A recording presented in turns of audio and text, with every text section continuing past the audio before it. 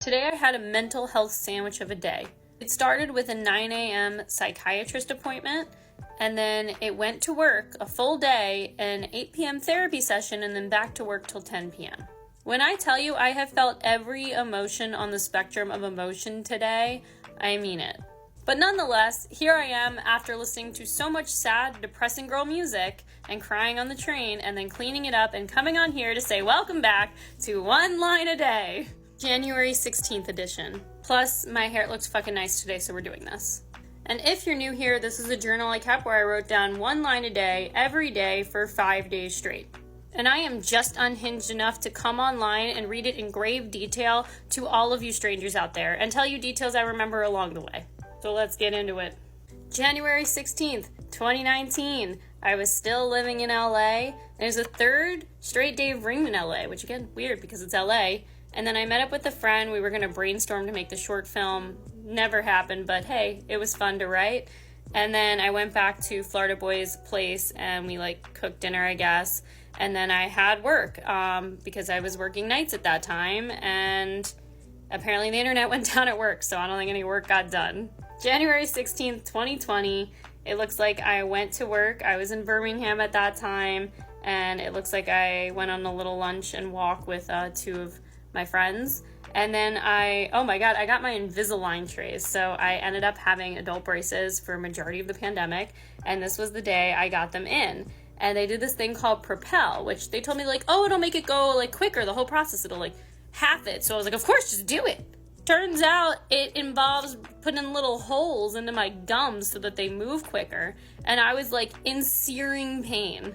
And the worst part about it is you're leaning back on the chair and they have these TVs, on the ceiling, but the volume off. So I'm stuck there for 4 hours. And what do they have playing? They have Toy Story 2. And I'm okay, fine. But it just plays on loop. Not 1 or 3, before or after. Just Toy Story 2 on loop, no audio. And they're just drilling into my gums. And then somehow I'm supposed to be all right, back to work.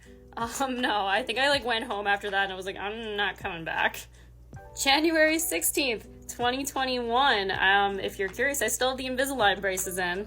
But my friend who was visiting from LA, I took him down to Tuscaloosa because he had never been. And I wanted to show him, the stadium, the campus. And I remember we kind of just walked around and saw everything. And then we watched Avatar: The Last Airbender.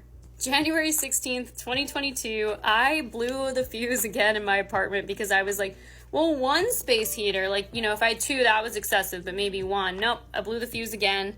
And then my landlord couldn't come to fix it till 8 p.m. And I think it was early in the morning. So I kind of just went and grabbed coffee and hung out somewhere because there was nothing I could do in my apartment with no electric. Oh, and then I went over to a friend's apartment to watch the Eagles game, and we ended up getting trashed. And it was very unexpected getting trashed, but it was a lot of fun.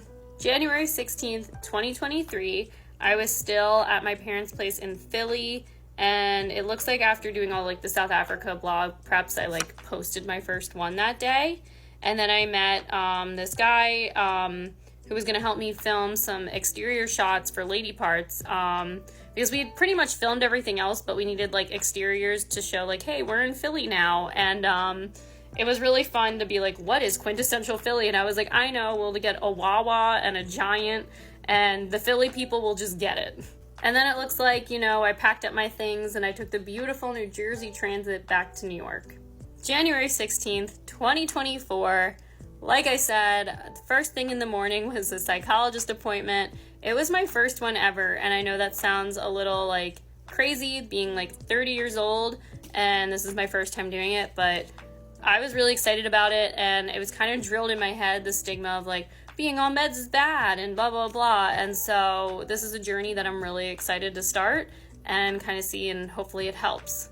And then I knew I had work till late, so I started a little bit later. We had a session coming in for an indie film that got into South by, which is super exciting. So we were working on that. They had a session going till 10 p.m., but I had a therapy at 8 p.m., so I took a break and went to a back room to go do that. And so that's why I feel every range of emotion was just popping off. I was We talked so much about all my trauma and mental health, like, at the beginning of the day and at the end of the day, and it was just this sandwich of, like, I just want to go punch my pillow and cry in a corner.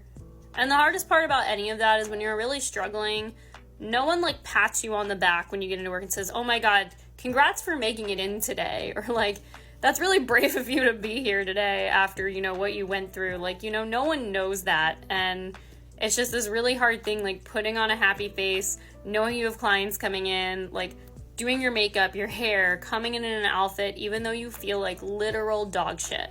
And so I'm proud of you for whatever it is you're going through today and making it out of your fucking bed. Congratulations, you're doing amazing. And we'll see you tomorrow.